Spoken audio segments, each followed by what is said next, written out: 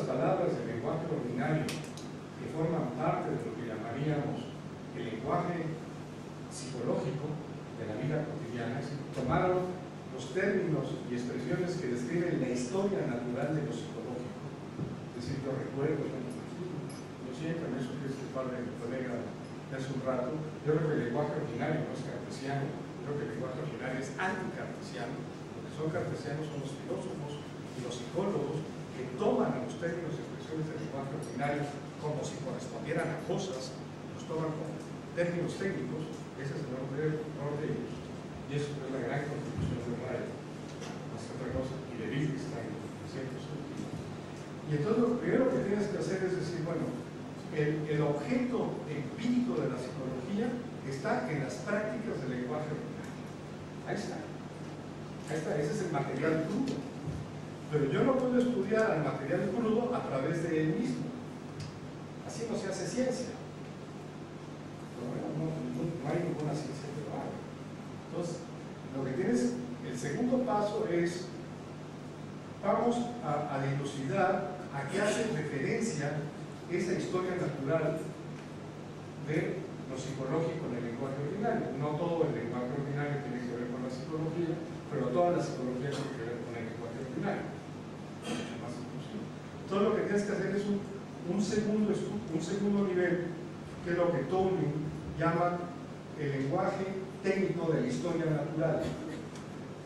El lenguaje técnico de la historia natural es aquello que es conocido por todos, pero que implica que lo sacas de la experiencia particular y estableces clasificaciones que te permiten decir esto va parecido con esto. ¿Qué es lo que hace Ray fundamentalmente en el concept of mind?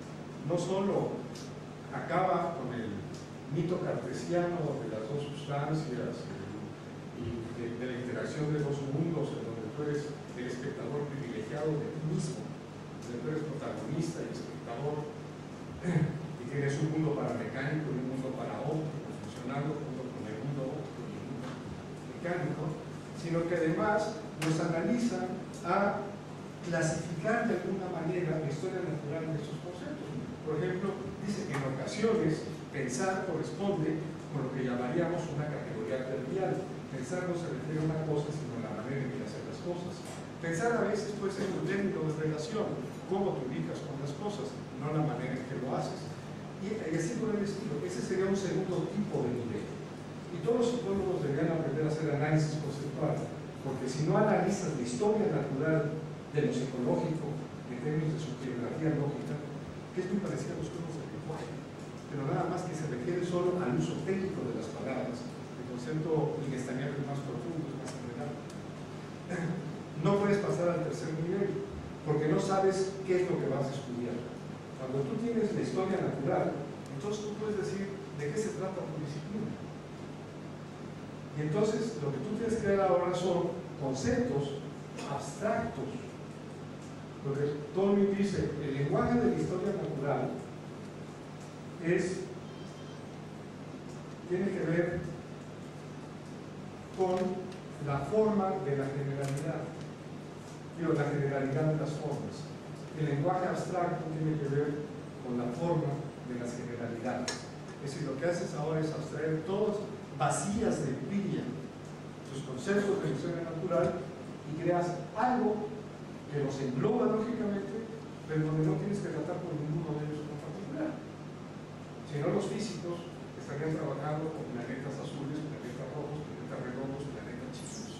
Hacen eso, crearon otro tipo de clasificaciones, en donde tu referencia es el mundo de lo concreto, pero tu disciplina no trata de concreto, no le interesa.